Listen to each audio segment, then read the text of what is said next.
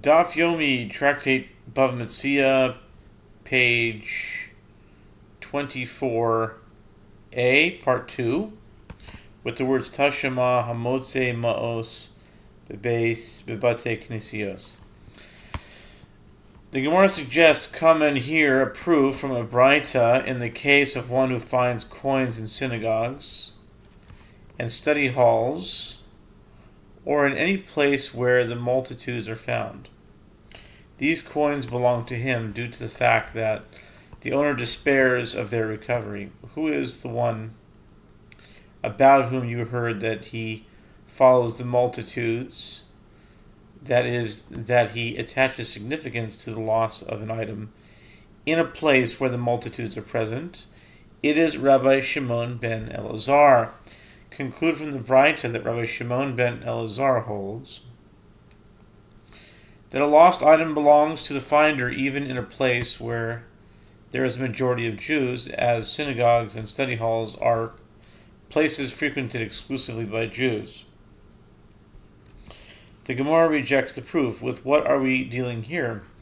We are dealing with a case where the coins are scattered and there is no distinguishing mark on them.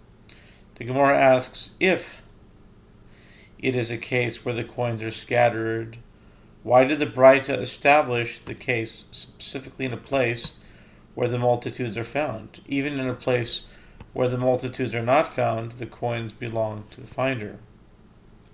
Rather, actually, the Braita is referring to a case where the coins are bound. And with what are we dealing here? This is a case where the coins were found in the houses of assembly of Gentiles, not in synagogues. That resolves the matter of synagogues, but with regard to study halls, which are exclusive to Jews, what can be said? The Gemara answers, the Braita is referring to our study halls in which Gentile guards or custodians are sitting.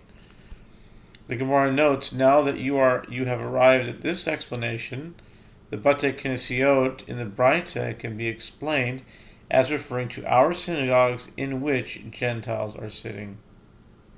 Come and hear a proof from a Mishnah in Machshirin 2:8. In a case where one found a lost item in a city where both Jews and Gentiles reside. If the city had a majority of Jews, he is obligated to proclaim his find. If there is a majority of Gentiles, he is not obligated to proclaim his find. Who is the one about whom you heard that he follows the multitudes?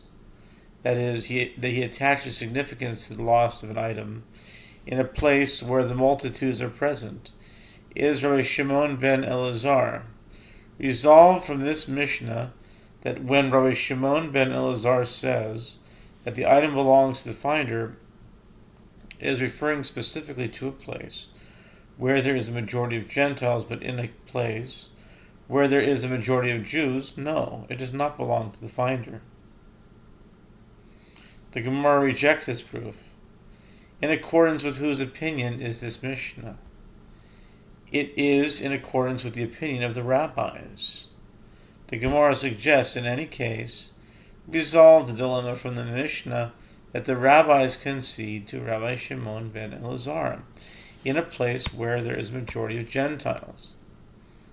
The Gemara rejects this explanation. Rather, actually, the Mishnah is in accordance with the opinion of Rabbi Shimon ben Elazar, and he stated his opinion even in a place where there is a majority of Jews. And with what are we dealing here? This is a case where the found item is concealed. The Gemara asks, if the item is concealed, what is the reason the item is with the finder? Clearly, it was placed there, and the owner will return to retrieve it. And didn't we learn in a Mishnah in 25b, in a case where one found a vessel in a garbage dump, if the vessel is concealed, he may not touch it. But if it is exposed, the finder takes the item and proclaims his find. Kita Amar Rav Papa, as Gemara answers, it can be explained as Rav Papa says elsewhere, that it is referring to a garbage dump that is not designed to be cleared, and the owner of the land reconsidered and decided to clear it. If one finds concealed vessels, he should proclaim his find. But otherwise, the vessels will be cleared with the rest of the garbage dump. Here, too, the Mishnah is referring to a garbage dump that is not designed to be cleared, and the owner of the land reconsidered and decided to clear it.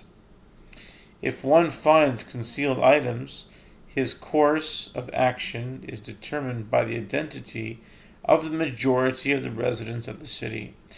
If they are Jews, he must proclaim his find, and if not, he need not proclaim his find. No proof can be cited to resolve the dilemma.